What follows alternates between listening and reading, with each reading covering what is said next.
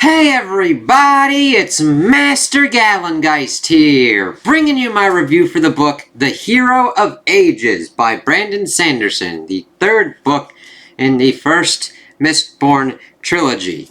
And I did not like this. It felt like there really wasn't much of a plan.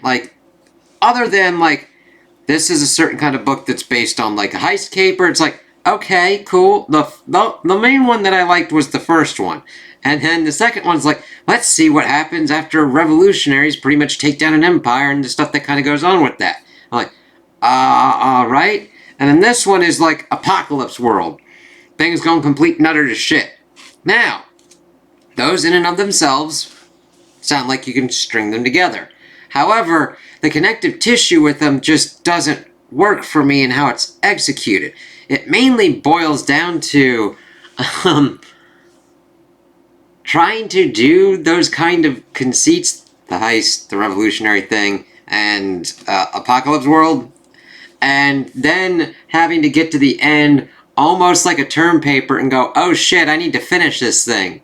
And then finishing the stuff in the last couple hundred pages and here we go. Because this one mainly deals with, now we've got the married couple of Emperor and Empress Ellen and Vin, and they're pretty much going around trying to find the Lord Emperor's secret caches that he pretty much made in case somebody killed him and pretty much fucked the world over, because Ruin's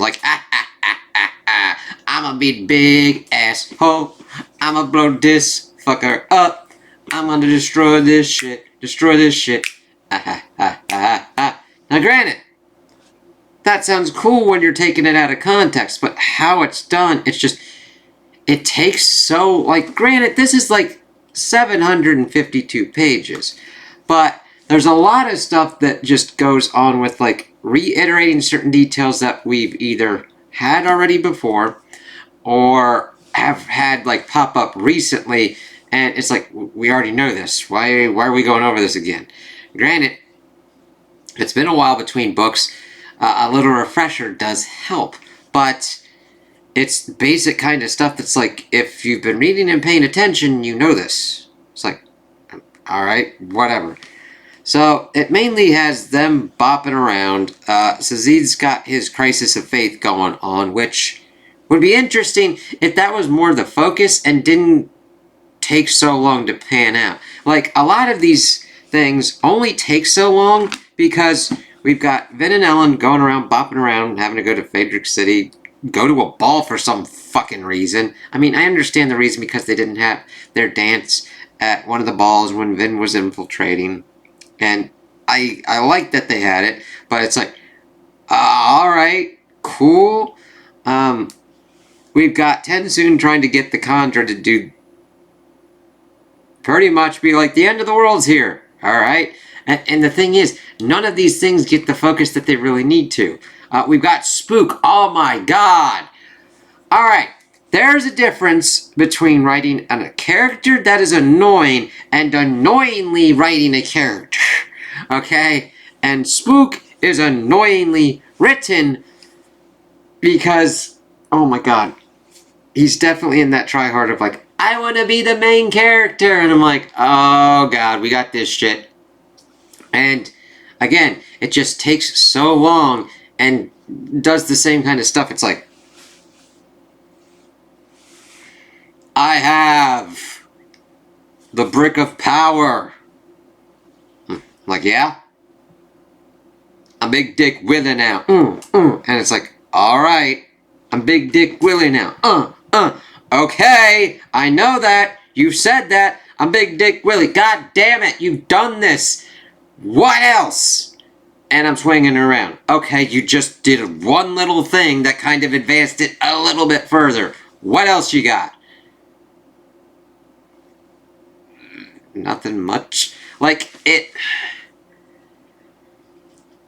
Oh, God. It just annoyed me so much because he's, burning the tin and, getting really kind of crazy. And I don't mind if people like this and like his writing. The thing is, I like how he was able to finish the Wheel of Time.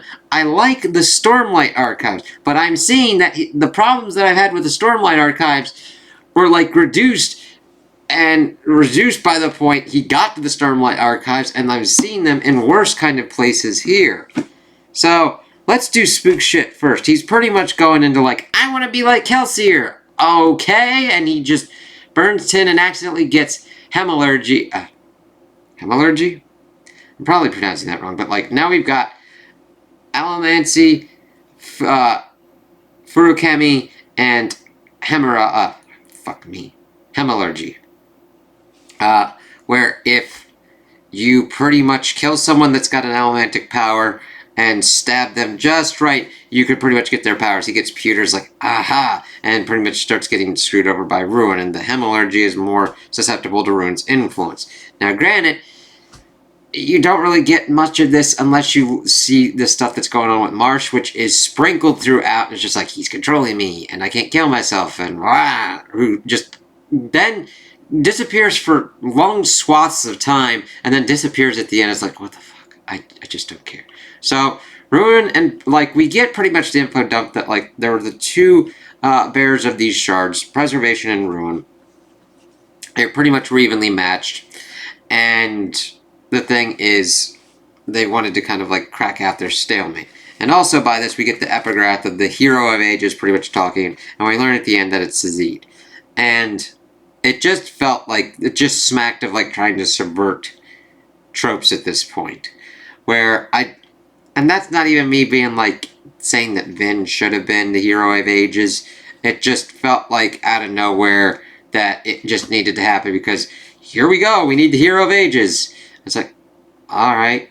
We get Vin and Ellen dying. It's like, alright. Because she takes over Preservation's power and kind of just dukes it out a little bit with Ruin.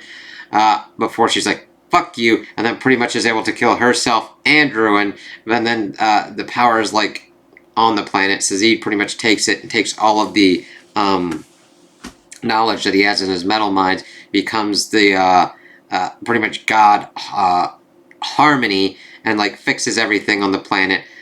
Fixes Spook, saves everybody, and sets up a new kind of thing at the end. That's the end that happens in like the last kind of 100 kind of pages.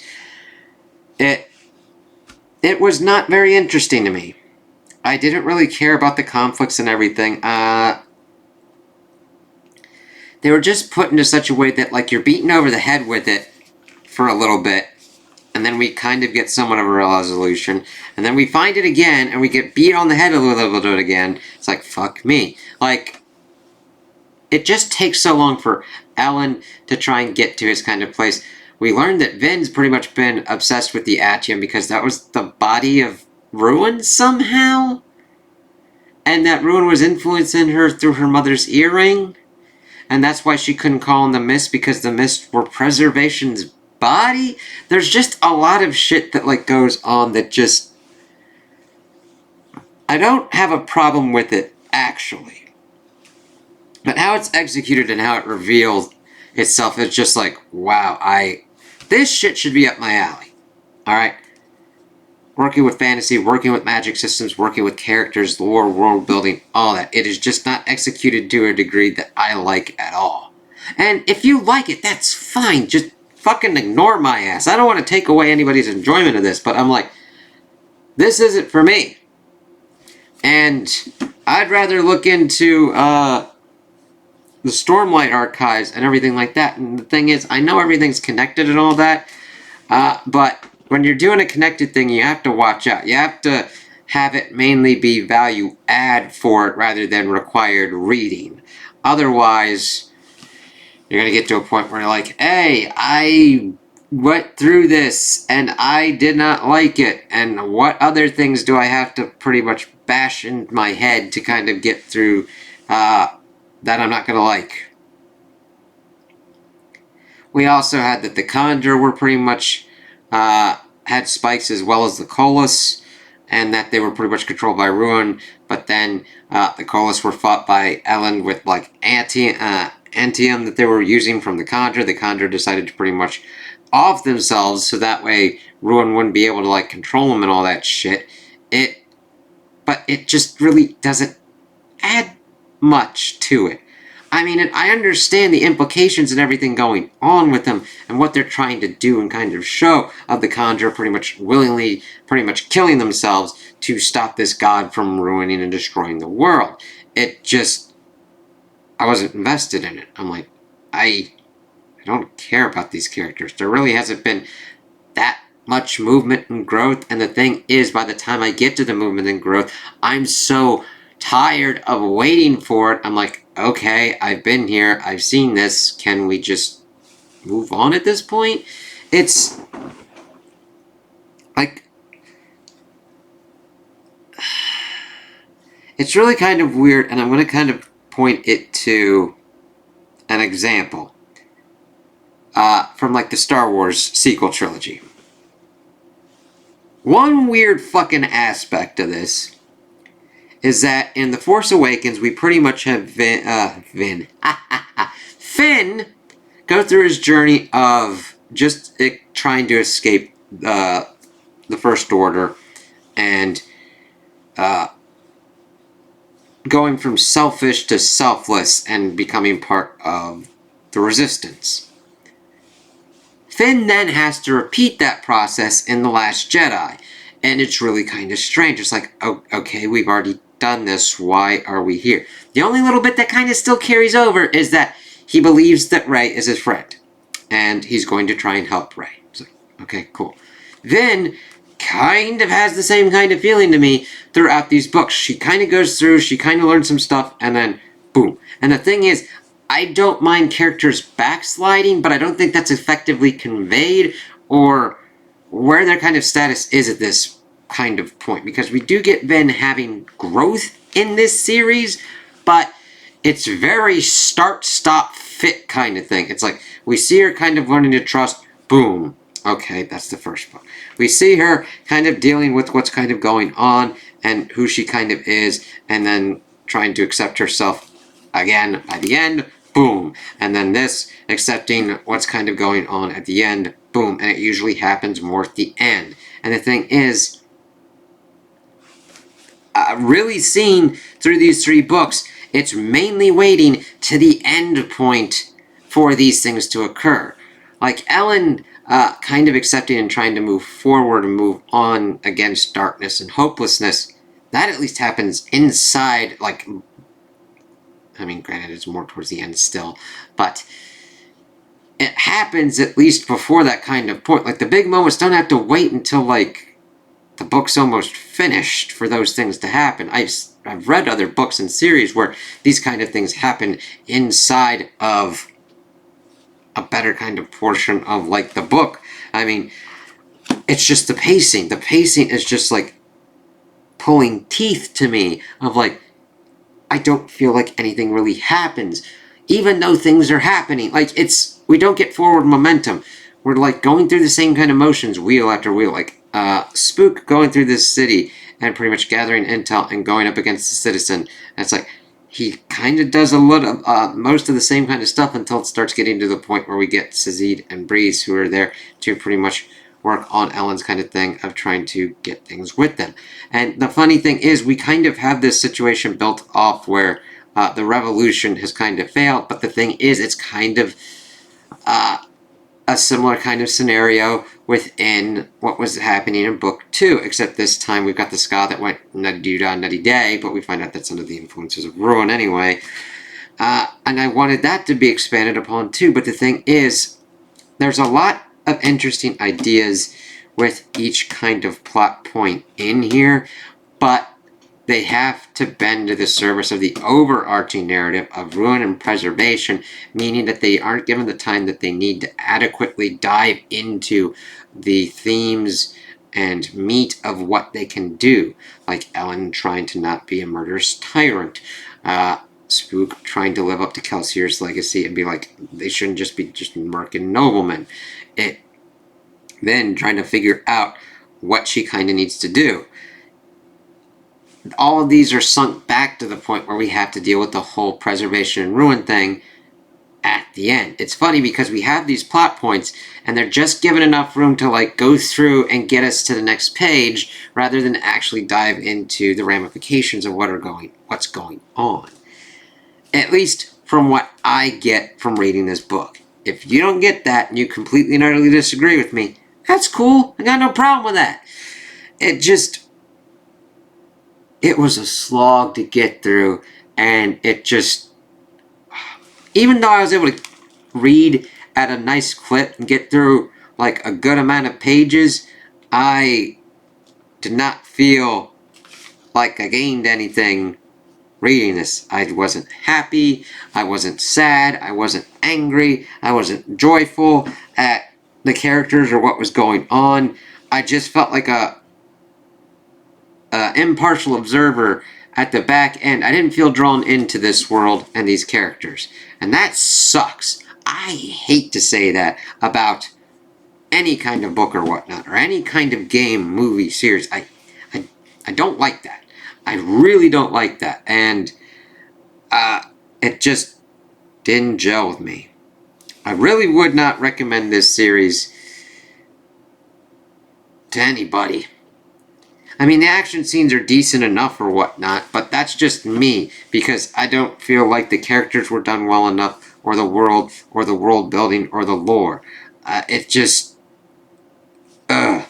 And then the ending, just getting to Sazid becoming the hero of ages. I mean, granted, it can logically make sense, but I felt like all of that work had to be done in too compacted of a time for it to breathe and actually get the time that it deserved. I actually think it deserved a better kind of way, because we've got this character who's had his crisis of faith. He is questioning the existence of gods and afterlife and everything, and what would be going on with his lost love and on all that. He's pondering everything about the universe, and that is a great weight and a great heaviness and a great theme to explore, and it just was not executed in a way that I think worked, and that it deserved justice, a better way of it being done. And I